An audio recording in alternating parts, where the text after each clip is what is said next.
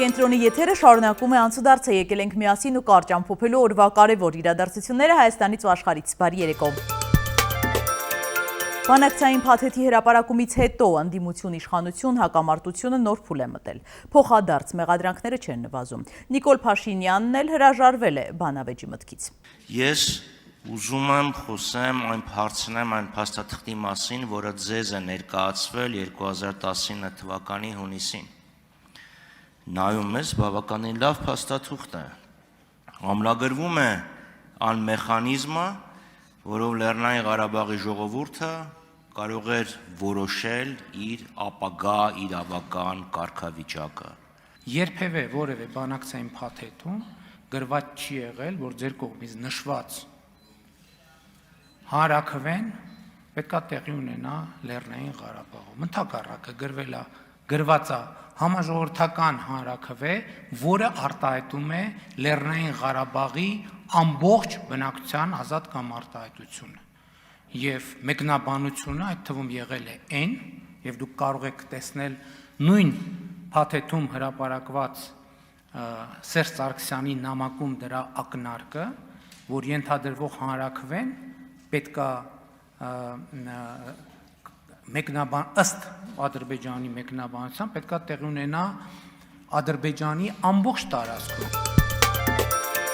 Ընդդիմադիրներն ասում են, որ բանակցությունների փակուղի մտնելու հանգամանքը չի նշանակել, որ պատերազմ պետք է սկսվեր։ Բանակցությունները մի քանի անգամ են փակուղում եղել, սակայն լայնամասշտաբ պատերազմի չեն հանգեցրել։ Ավելի լավ է 100 տարի բանակցես, քան 1 օր պատերազմես։ 3 տասնամյակի ընթացքում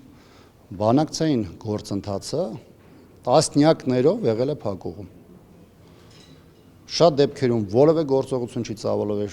որոշ դեպքերում եղել է սահմանային լարվածություն, ինչ-որ դեպքում 2016-ին եղել է 4-օրյա մարտական գործողություն եւ այլն։ Այսինքն փակուղին ռազմական գործողություն չի երաշխավորում։ Սերժ Սարգսյանը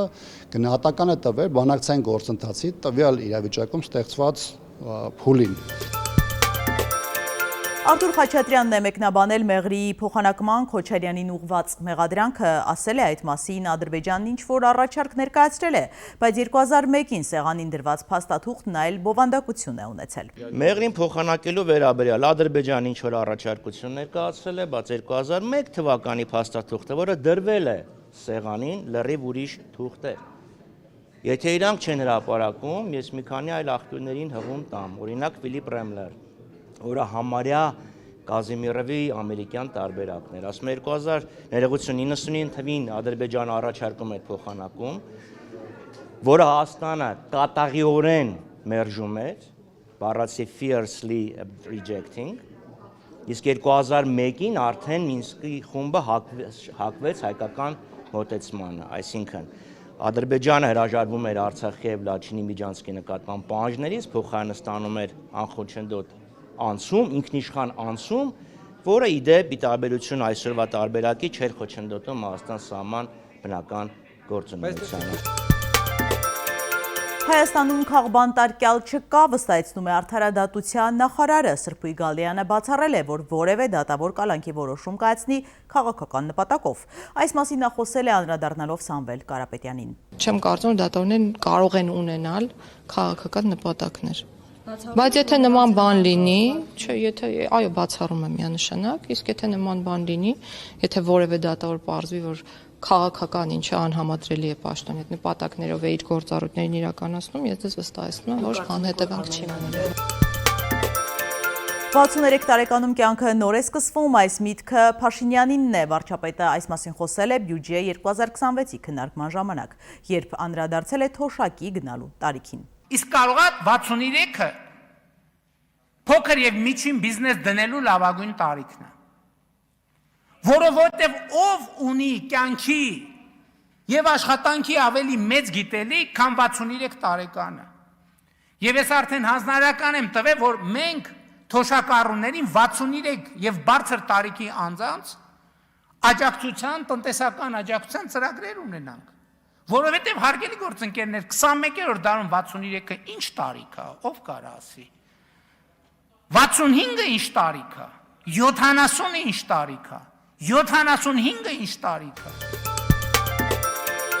Թալինի եկեղեցում Փաշինյանի մասնակցությամբ պատարագ մատուցած եւ վեհապարի անունը շրջանցած Տեր Թադե Քահանա Թաղմազյանը կարգալույծ է հռչակվել։ Որոշումը կայացվել է ամենայն հայոց կաթողիկոսի հայրապետական տնօրինությամբ։ Մայրաթորը հայտարարել է, որ Արամայիս Թաղմազյանը վարկաբեկել է հայ եկեղեցին եւ եկեղեցականներին, այդ թվում հրապարակային զրպարտիչ հայտարարություն տարածելով եւ ժխտել է նվիրապետական կարգը իրեն դուրս դնելով եկեղեցուց եւ ըստ էության հարելով հերձվածողական շարժմանը։ Տեր Թադեին աջակցություն է հայտնել ազգային ժողովի փոխնախագահ Ռուբեն Ռուբինյանը, նրա խոսքով կաթողիկոսի որոշումներն առ ոչինչ են։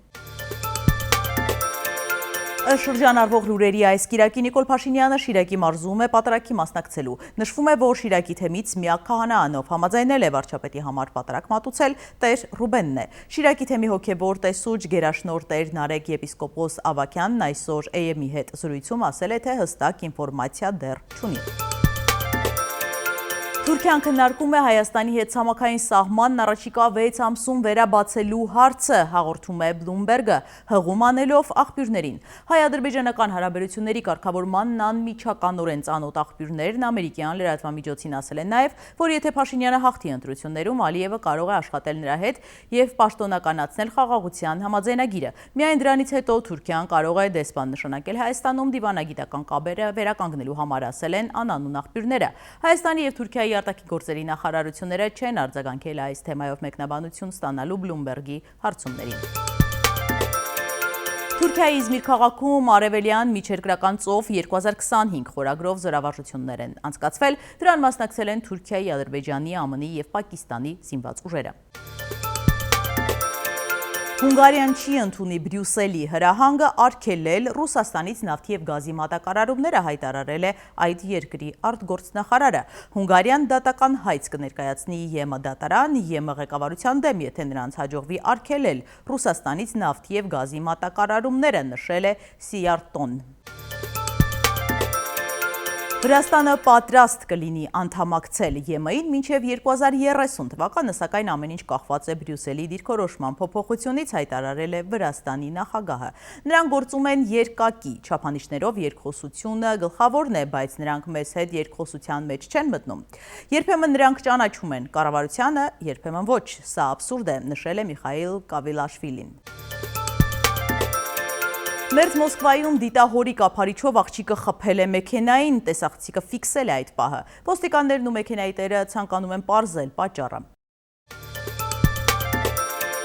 Ղրիբում տղամարդը կացնահարել է 12-ամյա տղային եւ վնասել նրա մորը, նրան ու 6-ամյա որդուն հաջողվել է փրկվել, օգնության է հասել բարեկամը, որը մոտ է ապրել։ Ոստիկաններին դեռ չի հաջողվել գտնել մարդասպանին։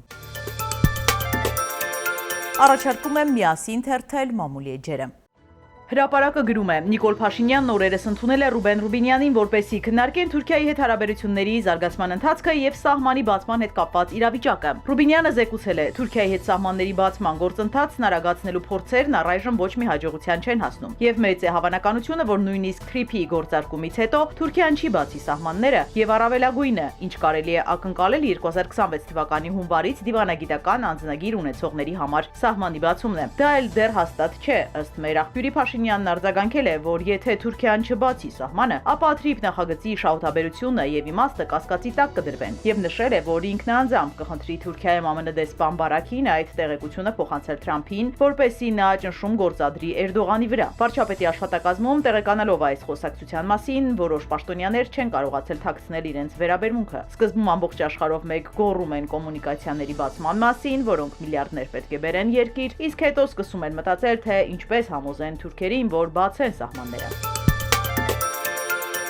Հրապարակում կարդում ենք. ՔՊ-ում կատակում են, ով գրել գիտի պատգամավորի թեկնածուի դիմում է գրել։ 380 մարդ է առաջադրվել, 40-ը անկուսակցական, մեծ մասը շարքային կուսակցականներ են, մարզերից պատգամավորների օգնականներ, փորձագետներ։ Եթե ինքնավնասումով բանակից ազատված սեպտեմբեր ասող Նարեկ Գրիգորյանը, մարտի 1-ի զոհի քույրը Անուշ Քլոյանը կարող են պատգամավոր լինել, ով ասես կարող է։ Իդեպ առաջադրվել է անգամ Քլոյանի օգնականը, ինչից անգամ ԿՊԱ-ականներն են տարակուսած։ Դեկտեմբերի 1-ից սկսվել է գրանցման փուլը, քննարկելու են կենսագրությունները, ստուգելու են որևէ քրեական գործով անցնում է տեխնացուն, բայց ԿՊ վերնախավը դժվար կացության մեջ է։ Մի կողմից ցուցակն անծայրածիր չէ, նախորդում 157 անուն էր, մյուս կողմից ամեն մեկը փող է բերելու կուսակցությանը։ ԿՊ անդամները 500,000, անկուսակցականները 1.5 միլիոն դրամ։ Նաև պետք է հիմնավորեն, թե ինչու չեն գրանցում։ 380 հոգուց ԿՊ բյուջե մուտք կլինի 230 միլիոն դրամ, $600,000։ Հայտ է ներկայացրել նաև Կոջոյանի անվան դպրոցի տնօրեն Ռուզաննա Երեմյանը, շրջիկ պատարակների ակտիվ մասնակիցը։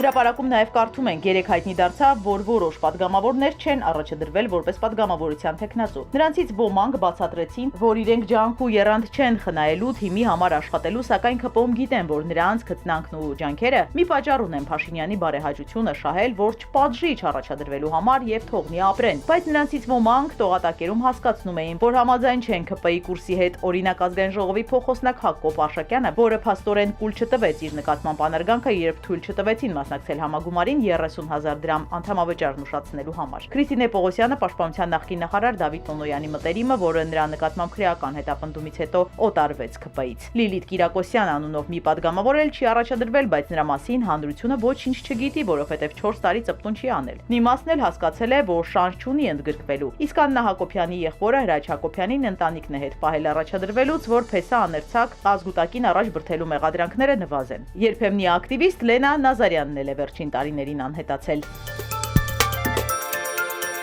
Հրապարակը գրում է, Ռոբերտ Քոչարյանը նոյեմբերի 30-ին հանդիպել է մի խումբ աջակիցների հետ, փակ ֆորմատով հանդիպումից մի կարճ համր տեսանյութ է տարածել։ Մի քանիսը լուսանկարներ են տեղադրել, սակայն քննարկման բովանդակության մասին ոչ մի խոսք։ Նախատեսվում է, որ առաջիկա օրերին ինչ-որ դրվագներ կհրապարակայնացվեն։ Ներկաներից մեկը պատմեց, որ ամենատպավորիչ հատվածը Սերժ Սարգսյանի վերաբերյալ հնչած հարցն է եղել, եթե իշխանության գաք Սերժ Սարգսյանին պատասխանատվության կենթարկեք ձեր նկատմամբ բացասական տրամադրություններ գեներացնելու համար։ Քոչարյանն մոտավորապես ասել է, որ այդ էջն ինքը վաղուց փակել է իր համար։ Քոչարյանը նաև ուղիղ չի պատասխանել, սակայն տողատակերում հասկացրել է, որ ինքն է գլխավորելու ընտրական ցուցակը, իսկ իր աջակիցներին հորդորել է տեղերում շատ աշխատել։